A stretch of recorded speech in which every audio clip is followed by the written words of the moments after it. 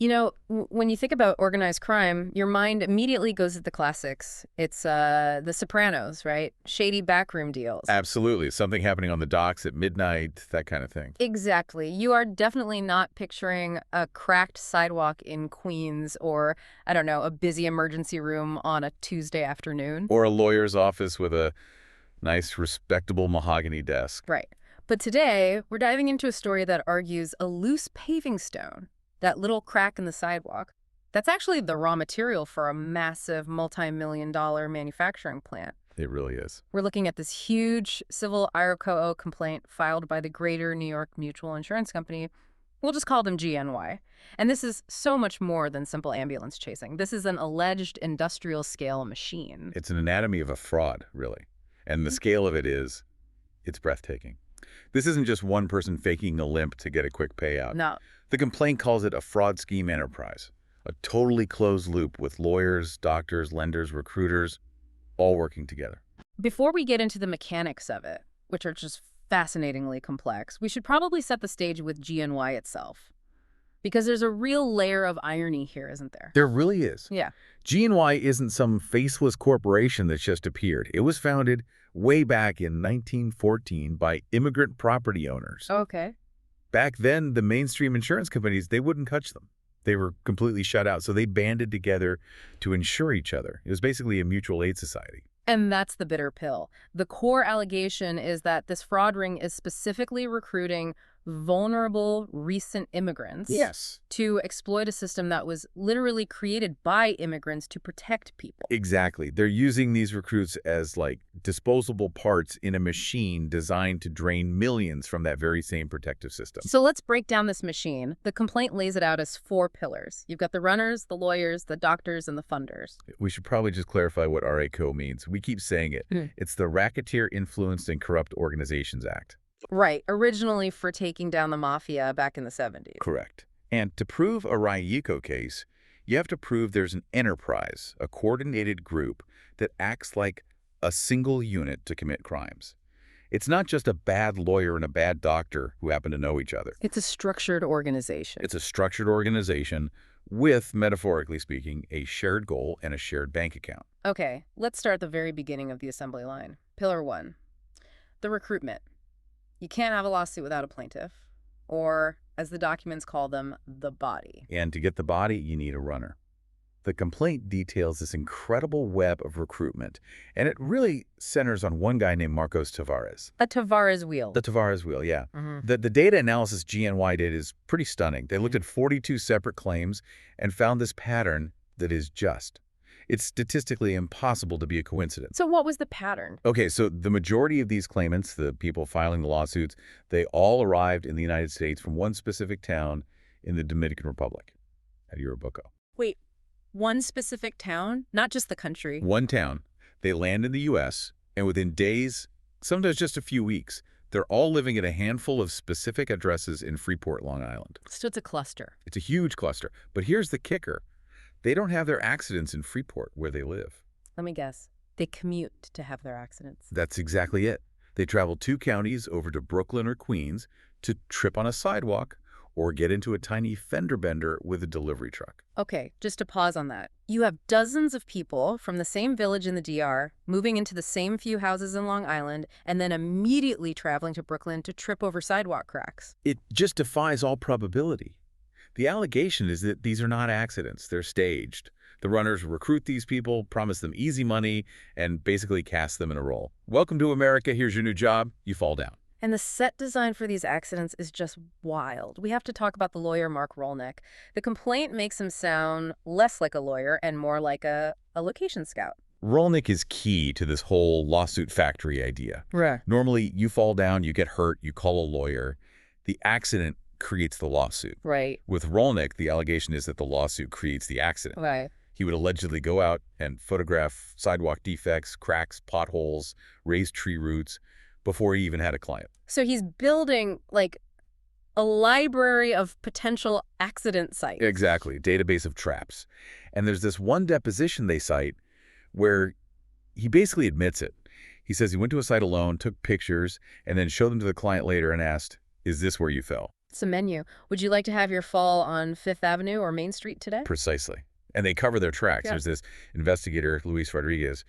He admitted under oath that he used a prepaid burner phone to take the pictures of the accident sites. A burner phone. Why would you use a burner phone to take a picture of a sidewalk? I mean, that's for drug deals, not, civil litigation. It's to destroy the metadata. Every digital photo has a timestamp, a location stamp embedded in the file. If GNY's lawyers asked for the original digital file, it might show the photo was taken 3 weeks before the supposed accident happened. So Rodriguez just prints the photo, throws the phone in the trash, and says, sorry, no digital copy. That is sophisticated. That's tradecraft. It shows a level of premeditation that is way beyond just exaggerating a sore back. It absolutely is. Yeah. It's designed to break the chain of evidence. So the runner gets the body, the broker finds the location, now they need to get it into court. Which brings us to pillar 2, the lawyers, specifically the Liakas law firm. Dean and Nicholas Liakas. The complaint calls them the quarterbacks of the whole operation. They're the ones taking these fabricated stories and turning them into lawsuits. But, lawyers represent people with shaky stories all the time. That's part of the job. What makes this different? It's about knowledge and verification. When you file a complaint, you are essentially attesting to the facts. The allegation here is that the Liakas firm files thousands of these cases, knowing the injuries are fake or the accidents were staged. They're not just representing a client, they're manufacturing the entire product. And the sheer volume of cases is a giveaway. A huge indicator, thousands of trip and falls. But a simple slip and fall case, that's not worth millions, is it? A few $1,000 maybe. You can't build an empire on scraped knees. And that is the crucial pivot in the scheme. To turn a scraped knee into $1 million payout, you need a catastrophic injury. Or you need to manufacture the medical evidence of one. This is pillar 3. The medical mill. This is the part of the deep dive that it scared me. We were talking about invasive, life-altering surgery. We are. The complaint zeroes in on a group called Total Orthopedics and Sports Medicine, or Total Ortho. And the doctors named Dr. Lerman, Dr. E11, they're accused of running what amounts to a surgical assembly line. The phrase copy-paste medicine just jumped out at me from the source. They talk about verbatim operative reports. What does that mean for a layperson? Okay, so an operative report is the surgeon's play-by-play of what they did and saw inside your body. It should be totally unique to you. Right. I saw a herniation here. The nerve looked like this. Exactly. Well, investigators analyzed the reports from different patients, different ages, different weights, different medical histories, and found identical paragraphs. Word for word? Word for word, down to the punctuation. Even when the patient's own MRI didn't show the condition they were describing in the text, it implies the diagnosis was pre-written. So they weren't deciding if surgery was needed. They were just following a script that said, surgery equals a bigger settlement. And we're not talking about minor procedures. These are spinal fusions. Which is a huge deal. They are literally screwing metal plates and cages into your spine. It limits your mobility for the rest of your life. It almost guarantees you'll need pain management forever. And to do this to a healthy 24-year-old is poor. Well, the complaint calls it maiming. That's the part I can't wrap my head around. Why would a 24-year-old agree to that? And how does it even get approved? Insurance companies fight tooth and nail to avoid paying for back surgery. And that is the genius and the absolute horror of what the complaint calls the NUMC loophole. NUMC? Nassau University Medical Center. It's a public safety net hospital. See, private insurance requires pre-authorization for non-emergency surgery. They review your file. They act as a gatekeeper to stop unnecessary procedures. Right. They want to make sure you really need it before they cut a check. But an emergency room, under federal law, has to treat you if you present with an emergency. So the scheme allegedly coached these young claimants to bypass all that and go straight to the ER at NUMC. And who was waiting for them at the hospital? The same doctors. The doctors from Total Ortho were effectively supervising the orthopedics department there. So the patient walks in, recites a script about, loss of bowel control or severe numbness, the magic words that trigger an admission, and the doctors admit them for emergency spinal surgery. Bypassing the insurance gatekeeper entirely. Completely. They found a back door. And listen, the odds of a healthy 20-something needing an emergency spinal fusion after tripping on a sidewalk are basically zero. That just doesn't happen. So the doctors get paid for the surgery, but the complaint says they're double dipping. Something about a hardware kickback. This is where the profits just explode. A spinal fusion requires a lot of hardware. Screws, rods, pages. It's all very expensive. Okay. The complaint alleges that Dr. Avenisov and Dr. Lerman had significant ownership stakes in the company that makes the hardware, a company called Amindia. So they're the surgeon and the salesman. In effect, yes. Every single screw they put into a patient's back puts money directly into their own investment portfolio. It creates this absolutely perverse incentive. The more hardware you install, the richer you get. That is a terrifying conflict of interest. You know, I think you need 4 screws today instead of 2. And the patient has no idea. They just trust the person in the white coat. And by the way, Dr. Lerman had already been kicked out of the workers' comp system for wanton disregard and filing false reports. But he was still doing these surgeries. Okay, so we have the body, the lawsuit, and the $1 million surgery. But these cases, they take years to settle. If you're a recent immigrant, maybe you can't work because of this unneeded surgery. You can't wait 3 years for a payday. You need cash now. And that brings us to Pillar 4, the funding trap. This is the glue that holds the entire conspiracy together. It's called litigation finance. It's like a payday loan for your lawsuit, basically. Yes, but with a much darker twist. The complaint shines a spotlight on a funder called Jumpstart Funding. And take a wild guess who allegedly owns Jumpstart. Oh, no, please don't say the lawyers. The lawyers. Nicholas Liakas is listed as the managing member. Wait a minute. Isn't that illegal, or at least a huge ethical violation? You can't be your client's lawyer in their loan shark. It is a massive conflict of interest. I mean, if you owe me money, I might just settle your case fast to get my loan paid back, even if it's a bad deal for you. So to get around this, they allegedly used a technique the complaint calls advanced trading. Advanced trading? What's that? It's a you scratch my back, I'll scratch yours setup to hide the conflict. Jumpstart, that's Liakas' company, would give loans to the clients of a different law firm. And that other law firm's funding company would lend money to Liakas' clients. So on paper, it looks clean. I didn't lend money to my own client, this other company did. Precisely. But the money's just flowing in a circle. And the terms of these loans are brutal. They have these astronomical interest rates that can double the debt in a single year. So if you borrow $5,000 for rent, a year or two later, you might owe $15,000 or $20,000. And that traps the client completely. It enslaves them to the lawsuit. This is the key to forcing the surgery. Once you take that loan, you cannot walk away. You can't just say, you know what, I don't want the surgery after all.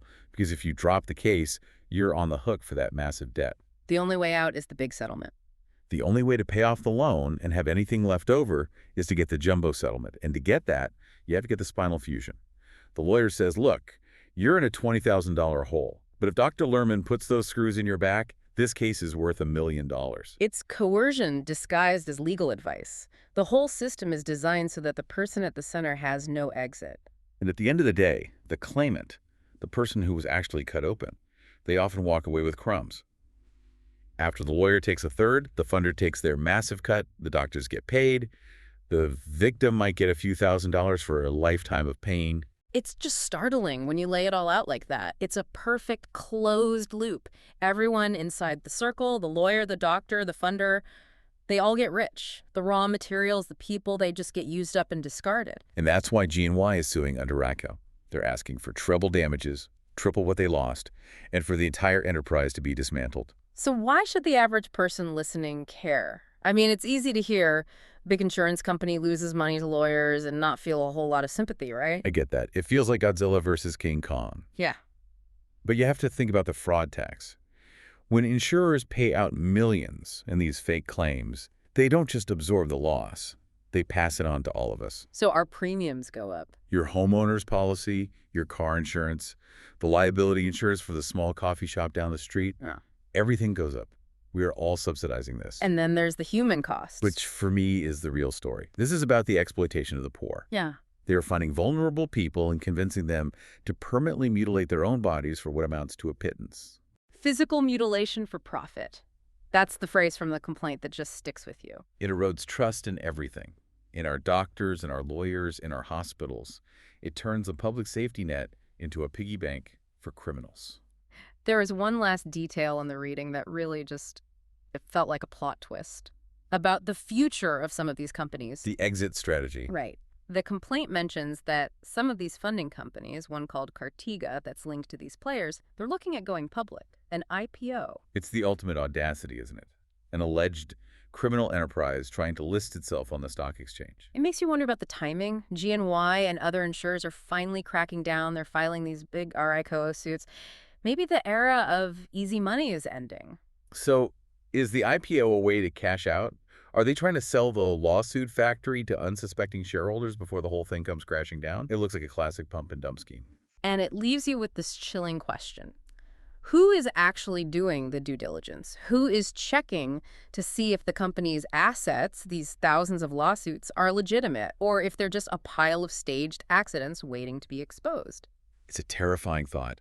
You could have a 401k that, without you knowing, is invested in a company that profits from unnecessary spinal surgeries. It connects all of us to this scheme.